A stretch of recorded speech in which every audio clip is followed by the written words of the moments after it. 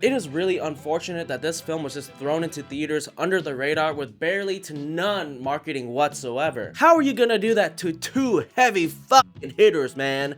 Michael Fassbender and Cate Blanchett. What do you?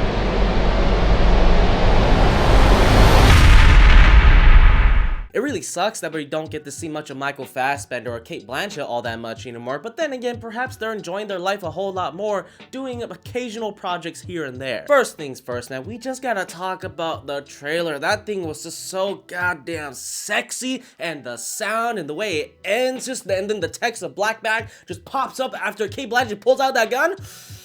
Ooh my god, if someone knows how to make a sexy ass trailer, that's it. You know, a part of me can sorta understand why this film was just randomly thrown into theaters under the radar, and that's because it doesn't exactly, you know, it just doesn't really pop out from the crowd. Let me just read you the Google overview here. It says, legendary intelligence agent George Woodhouse, portrayed by Michael Fassbender, is put to the ultimate test when his wife, Catherine, portrayed by Cate Blanchett, is suspected of treason. This film is essentially a spy thriller following a husband who is spying on his wife, trying to find out if she is a rat selling a very dangerous weapon to some terrorists. Of course, there are some other potential suspects, but Fassbender's wife, Blanchett, is the #1 target. Or will he be a loving husband and help her with whatever she's got going on? Or maybe try to figure out if she's being manipulated by someone or he's being manipulated by someone, who knows?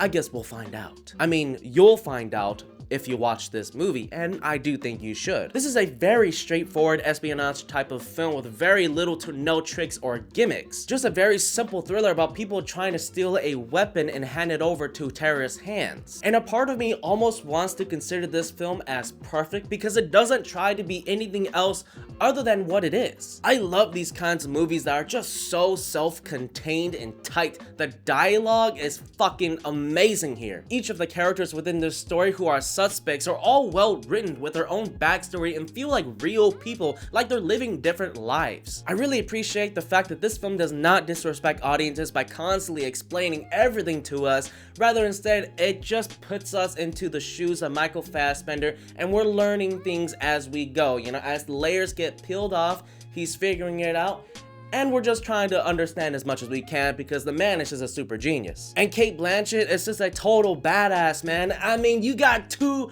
powerhouse performances here. Two amazing leads who can just hold the fucking screen. Okay, I loved every second with them together and not together. The production of this film, like the trailer, is so goddamn sexy, man. I mean, from the cinematography to the sets to the costuming, everything here felt like a lot of precision was taking place. And the film grain and halation effect that they got going on here, it really felt like a noir type of movie, and that kept me sucked in, baby. I will be honest though, that halation effect was a little too much sometimes, and I would have been happy if they cut back a bit on it. My favorite sequence of this entire movie would have to be when Michael Fassbender is testing every single person, trying to figure out if they're lying or not. It's really the editing of that entire sequence that sells it for me. That is some top-notch shit, my guy. The driving force of this film is the marriage of Michael Fassbender and Cate Blanchett. Will it affect their ability to do their jobs? Will their marriage prevent each other from compromising one another or potentially turning each other in should they commit a crime? This is not another Mr. and Mrs. Smith crime thriller where two emotional people are trying to kill each other in the most ridiculous ways possible. It's instead a more elegant and realistic depiction of two people who love each other within the same field. And this movie wastes no time trying to mislead you into a different path of the story, and then all of a sudden there's a huge twist and a big reveal like, oh shit, that's actually what's happening. No, none of that is here. Like I said, this is a simple, straightforward, professional crime thriller, all contained within a very specific circle of people that we are investigating from beginning to end. And while we may not learn much about each individual person, especially due to the time frame that this movie is within, about like 90 minutes, we get just enough to keep them interesting, to keep us, the audience, wondering who may be the culprit here. The dialogue here is just amazing, man. I mean, the director and writers really knew what they were doing, especially when it came to the dinner table scenes.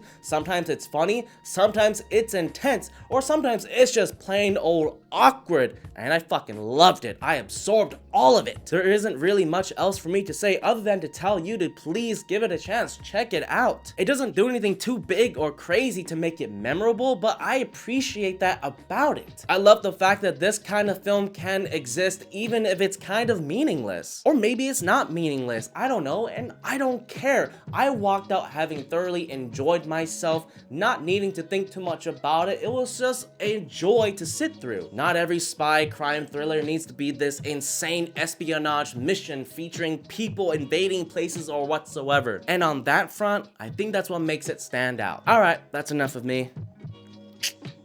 I'll catch you guys next time.